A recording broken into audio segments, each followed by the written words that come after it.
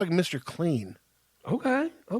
Carrying around a bottle of cleanser in one hand, a rag in the other. Yeah, buddy. Brightening people's world around them. That's it. I just go from house to house and clean porches. Just clean porches. Clean porches and steel packages. That's what I do. Right on. And not a one of them has any Roadhouse memorabilia or merchandise. Or if any of you out there have any memorabilia or merchandise from Roadhouse, please let me know. That's my all-time favorite. I'm gonna start buying you that for gifts. Until you like your living room set from Roadhouse. Oh yeah. And I can come over and we can cosplay. We can cosplay that we're the people in Roadhouse. Oh yeah, go get me a little Mercedes Benz. That's an afternoon of fun. Give me a Mercedes Benz. Take out a K-bar out of my belt line and hammer the throttle down into the floorboard like it was a piece of wood. Didn't they have like a real like Playboy-esque blonde in that movie? Oh yeah. The wife of you know the movie better than this, Brett. Come on. No, not Kelly Lynch. Oh, the bimbo. What was her freaking name? God, Donnie, where are you? Yeah, I miss him, man. We're drowning here. We are. We love Donnie. We really do. Can't stand his ass. He's bringing back the mullet. So I'll give him.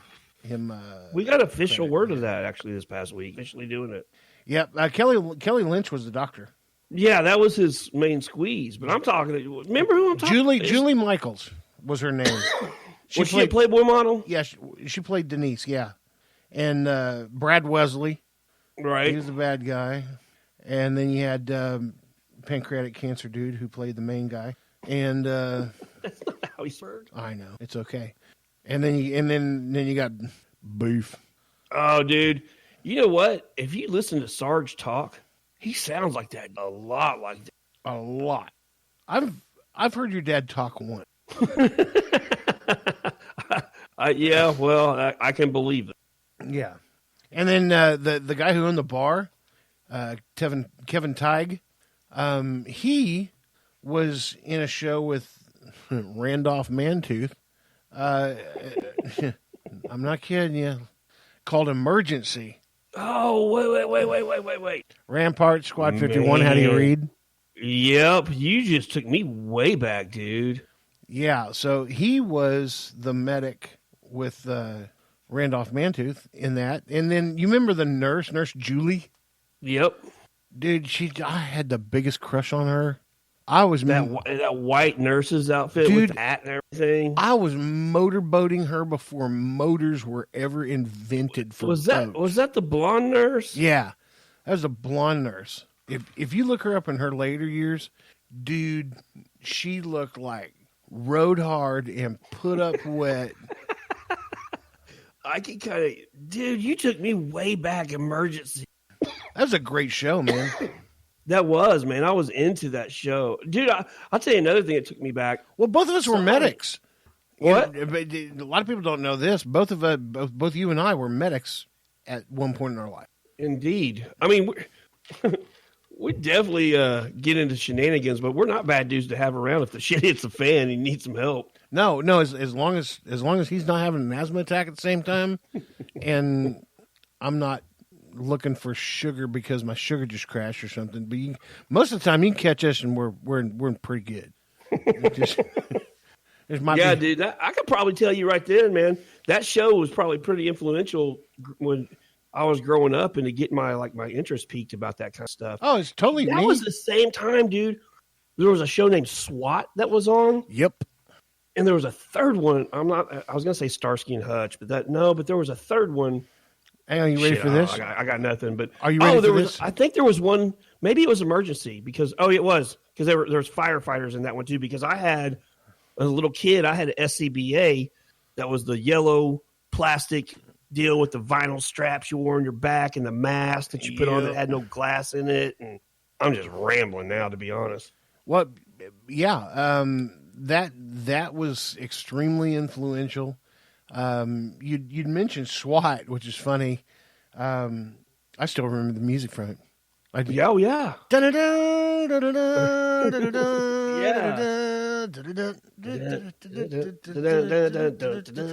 Yeah, that was a good show. Now they brought it back on TV. Yeah, and I've only watched a couple of episodes of it. I have not missed it, man. I can't miss it because Mrs. Titty, she you know, I kind of had that Patrick Swayze thing going on. You know what we talked about earlier and all that mess. She be thinking about Shamar Moore. Oh, that's his name. Yeah, I couldn't remember his name, but yeah. Yeah, that you know, in any Eddie Murphy movie ever made, this would be the sexual chocolate. It'd be interesting to know what the guys at LAPD's D Platoon think of that show. Well, I'll bet a fair amount of them are probably consultants to. Well, I was going to say, I bet there's some of them making money off of it. Yeah, there's from what I can see, there's a lot of realistic in this show. It's not to a point. Somebody's definitely taught those people how to move. I mean, oh yeah, when it comes to like clearing a room. Yeah, I mean, somebody's definitely worked with them on that kind of stuff. That's better than just about any military movie I've ever seen. Hey, I got a piece of trivia about that show for you. All right. The chick on the team, the dark-haired, that woman in her real life started the hashtag Free the Nipple movement. Really? She did. Yep. Well, see, I'm just a wealth of knowledge.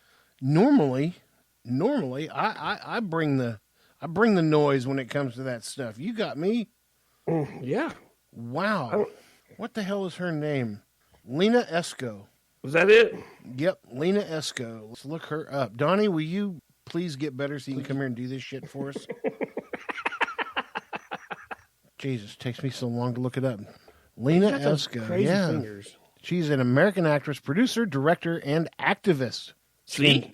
Gained recognition in 2007 for portraying Jimmy Smith's character daughter in the CBS television drama Kane. Here we go. Esco has also performed in films including London, King's Highway, LOL, and Free the Nipple. There you have it. I'll be darned. And then when I go into it, then the Wikipedia people are like, hi, reader. In the U.S., sorry for the interruption, but our 2019 fundraiser is running out of time. Hey, before we started this tonight, I was saying that out loud. Like, I thought Wikipedia was user-driven. So what do they need all this money for? Well, I guess they need it from users. Like users write their content, so I don't really understand. I have some questions. The World Naked Bike Ride.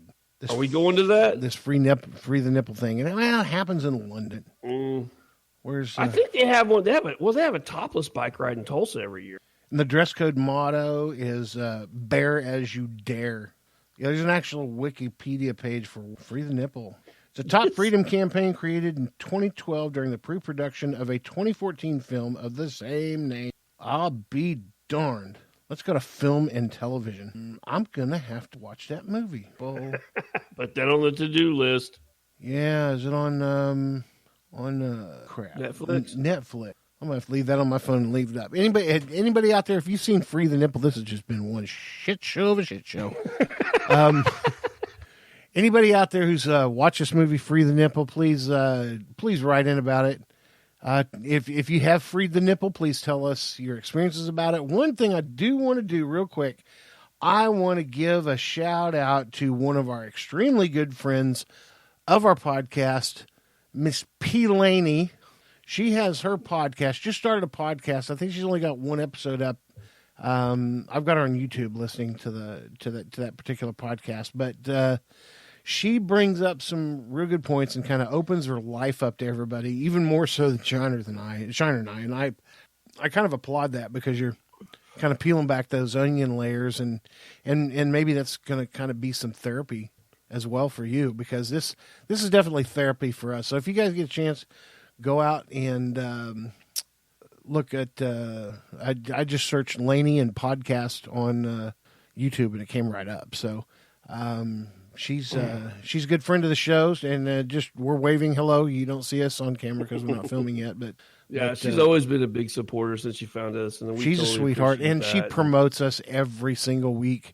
And we haven't. And the fact that I've actually communicated with her on a number of occasions, and she's told me that we kind of inspired her to buckle down and start her own podcast. So I mean, I think that's great, man. If you can listen to this show and listen to all the shit we ramble about and decide you need to have get your message out there, man, whatever it takes, man. I think she, it's like Titty said, she bears a lot of herself. And if you guys don't think that's tough, sit down in front of a microphone sometime and try to get real with it. And you'll see just how difficult it can be. So yeah, props to Lainey for getting in there. And, one thing I know, if you're putting stuff out there, it's because other people need to hear it. So as Titty's talked about it before, I get up every day, Monday through Friday, more times than not, and post a quote that I found that speaks something to me. But I found out along the way that it actually is usually kind of targeted at somebody that I don't even know. So if you got a message, man, you guys get it out there. I'm a big promoter of that. You know, my son, Josh, the bodybuilder chef dude, he's here lately been putting out daily quotes, and a lot of his is just more strength quotes than anything. They kind of push forward. But just like today, a lot of people, once they feel uncomfortable, will simply stop whatever they're doing. But I believe in order to succeed at anything, you need to be comfortable being uncomfortable. That's actually, that last part of that is a saying that the Navy SEALs use from buds on up. Get comfortable being uncomfortable.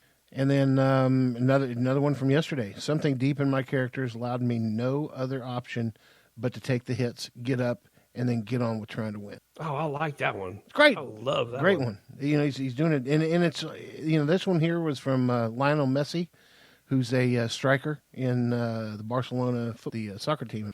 And then he quotes Adrian Peterson the day before. Personally, adversity makes me hungrier. I thrive on being able to make a way out of no way. Adrian Peterson. Ooh, yeah, that's a great one. That's a great one, too. Yeah, and then, of course, there's this post. Today, me and my buddy Kyle Elam hit 3 reps of 400 on the bench press. So, what's a guy do with 22-inch arms? You can't buy him clothes.